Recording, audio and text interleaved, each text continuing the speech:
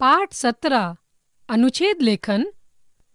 पाठ विवरण: रंगों का त्योहार, वृक्षारोपण, लाभकारी पशु, सच की पुकार। किसी एक विषय पर कुछ वाक्यों में अपने मन के भावों या विचारों को लिखकर प्रकट करना अनुच्छेद कहलाता है। अनुच्छेद किसी भी विषय पर लिखा जा सकता है। अनुच्छेद लेखन से बच्चों की भाषा शक्ति का विकास होता है। अनुच्छेद लिखते समय निम्न बातों का ध्यान रखना चाहिए। अनुच्छेद के विषय पर मन में अच्छी तरह विचार करना चाहिए। अनुच्छेद में वाक्य छोटे छोटे होने चाहिए। भाषा सरल और स्पष्ट होनी चाहिए। विचारों एवं भावों का आपस में तालमेल होना चाहिए। अनुच्छेद लिखते समय शब्दों की सीमा का ध्यान रखना चाहिए। रंगों का त्योहार होली। होली रंगों का त्योहार है। यह फागुन मास की पूर्णिमा को मनाया जाता है। होली मनाने के पीछे एक पौराणिक कथा है। कहा जाता है कि हिरण्यकश्यप नामक दैत्यराज स्वयं को ईश्वर समझता था। उसका पुत्र प्रहलाद विष्णु भक्त था। दैत्यराज चाहता था कि प्रहलाद विष्णु भगवान की जगह उसकी उपासना करे, किंतु प्रहलाद के न मानने पर दैत्यराज ने उसे मारने के कई प्रयत्न किए, पर वह विफल रहा। अंत में उसने यह कार्य अपनी बहन होलिका को सौंप दिया। उसे वरदान था कि वह आग में जल नहीं सकती थी। होलिका प्रहलाद को अपनी गोद में लेकर आग में बैठ गई, परंतु परिणाम उल्टा हुआ। होलिका जल गई तथा प्रहलाद बच गया। तभी से इस घटना की याद में होलिका दहन किया जाता है तथा अगले दिन रंग खेला जाता है। वृक्षारोपण। वृक्ष प्रकृति की मूल संपदा है।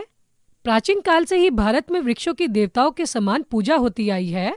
वृक्ष भूमि के कटाव को रोककर भूमि की उपजाऊ शक्ति को बढ़ाते हैं तथा वातावरण की कार्बन डाइऑक्साइड को ऑक्सीजन में बदलते रहते हैं, जिससे वातावरण में संतुलन बना रहता है। परंतु जनसंख्या वृद्धि तथा औद्योगिक विकास ने वृक्षों का अंधाधुंध विनाश कर दिया है, जिससे प्राकृतिक असंतुलन बढ़ने लगा है। अतः वृक्षों की सुरक्षा को ध्यान में रखते हुए वन महोत्सव का कार्यक्रम तैयार किया गया है, जो जुलाई के प्रथम सप्ताह में मनाया जाता है। सभी सरकारी कार्यालयों व विद्यालयों में प्रतिवर्ष यह कार्यक्रम व्यापक रूप से मनाया जाता है। इसके अतिरिक्त सरकार द्वारा पेड़ों के काटने पर भी प्रतिबंध लगाया गया है, किंतु जनता के सहयोग के बिना यह महान कार्य संभव नहीं है। अतः हम सभी को इस ओर जागरूक होना चाहिए। लाभकारी पशु गाय। भारतीय शास्त्रों में गाय को माता कहकर पुकारा जाता है। गाय विशेषकर हरा चारा और भूसा खाती है। दूध देने वाली गाय को दाना, खली और बिनौले भी खिलाए जाते हैं। गाय का दूध अत्यंत गुणकारी होता है। इससे छाछ, मक्खन, पनीर, घी और छेने की मिठाइयाँ बनाई जाती हैं। गाय के कुछ बछड़े बड़े होकर खेती के काम आते हैं। गाय के गोबर से उपले व गोबर गैस बनाई जाती है तथा इसके गोबर से उत्तम खाद भी तैयार की जाती है। गाय मानव समाज के लिए बहुत उपयोगी है। इसकी सेवा करना हमारा कर्तव्य है। सच की पुकार। सदैव सत्य बोलना नरेंद्र के जीवन का आदर्श था। एक बार जब वह अन्य छात्रों के साथ कक्षा में बैठा था और अध्यापक पढ़ा रहे थे, तभी वह और उसके कुछ मित्र आपस में बातें करने लगे। अध्यापक ने उन सभी को तुरंत खड़ा कर दिया और डांटते हुए पूछा कि बताओ, मैं क्या पढ़ा रहा था। इस बात पर सभी चुप हो गए, किंतु नरेंद्र ने अध्यापक की बात का बिल्कुल ठीक उत्तर दिया।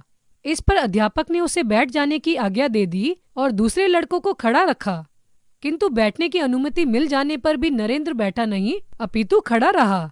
जब अध्यापक ने उससे खड़े रहने का कारण पूछा तो वह बोला कि गुरुजी, जो आप पढ़ा रहे थे वह मैं सुन रहा था, किंतु मैं दूसरे लड़कों की भांति बातें भी कर रहा था, इसलिए मुझे भी बैठने का कोई अधिकार नहीं है।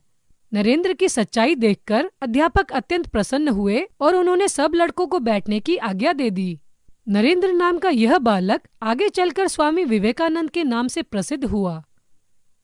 हमने सीखा, किसी एक विषय पर कुछ वाक्यों में अपने मन के भावों या विचारों को लिखकर प्रकट करना अनुच्छेद कहलाता है। अनुच्छेद लेखन से बच्चों की भाषा शक्ति का विकास होता है। अनुच्छेद लिखते समय शब्दों की सीमा का ध्यान रखना चाहिए।